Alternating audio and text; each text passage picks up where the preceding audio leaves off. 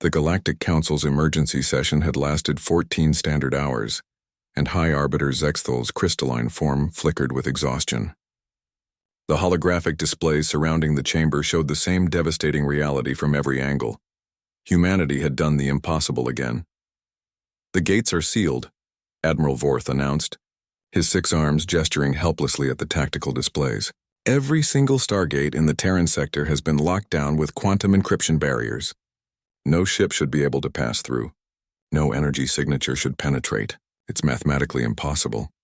"And yet," whispered Counselor Lyra, her tentacles coiling nervously around her hover seat, "they're everywhere. The reports had started trickling in 3 cycles ago. Human ships appearing in systems they couldn't possibly reach. Human colonies sprouting on worlds that required passage through sealed gates. Human traders casually arriving at stations as if interdimensional travel bans were merely suggestions." Dr. Sarah Chen materialized in the chamber's witness dock with a soft shimmer of light. Her form projected from the human embassy ship Persistence. The assembled aliens regarded her with a mixture of awe and deep unease.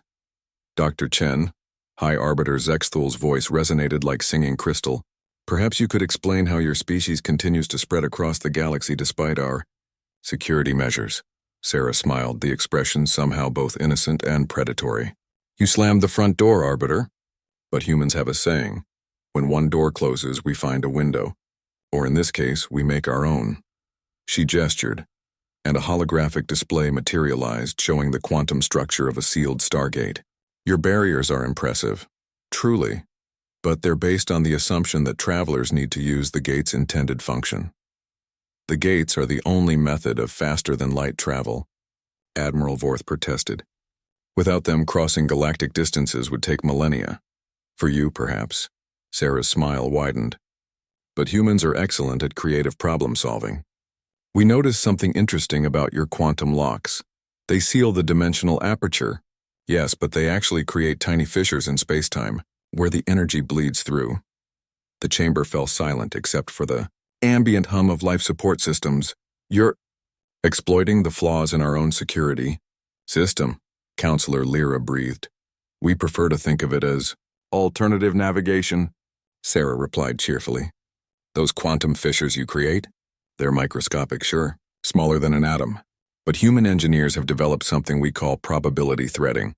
We compress our ships into quantum foam, slip through the cracks at the subatomic level, and reassemble on the other side." High Arbiter Zexthal's form brightened with what other species recognized as alarm. "That's theoretically impossible. The energy requirements alone would require the entire output of a star, yes, under normal physics." Sarah nodded. "But humans have a gift for making normal physics negotiable. We've learned to borrow energy from parallel dimensions, pay it back in alternate timelines, and use the quantum uncertainty principle as a credit system." She paused, watching the horror dawn on their alien faces. "The universe is vast and full of loopholes, Arbiter. You just have to be creative enough to find them." "This is insane," Admiral Vorth muttered, his 6 arms trembling. "Your species treats the fundamental laws of reality like a puzzle to be solved." "Well, yes," Sarah agreed. "Isn't that what they're for?" The chamber erupted in a cacophony of alien languages as the council members frantically consulted with their home worlds. Through the chaos, Sarah heard fragments of panicked conversations. "Double the encryption. Try temporal locks. Maybe we should just negotiate."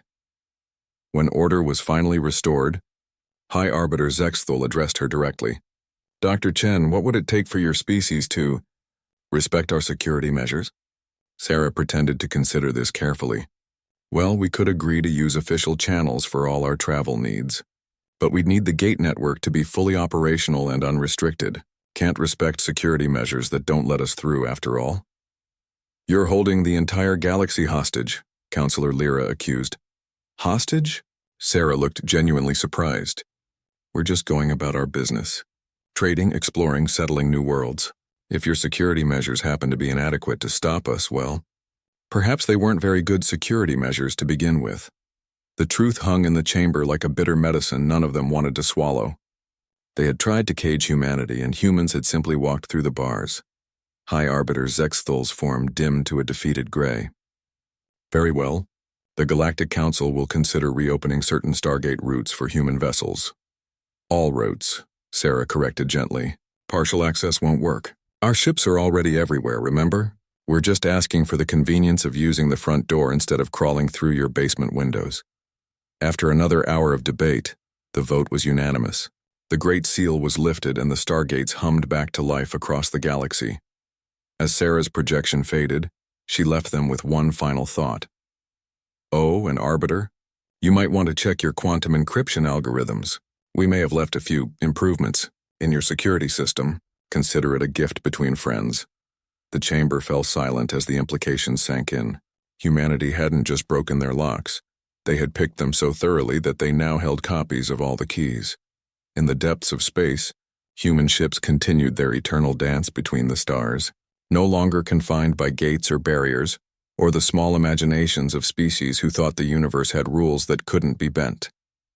After all, humans had always been excellent at finding cracks in seemingly solid walls, and once they found them, they had an irritating habit of making them bigger.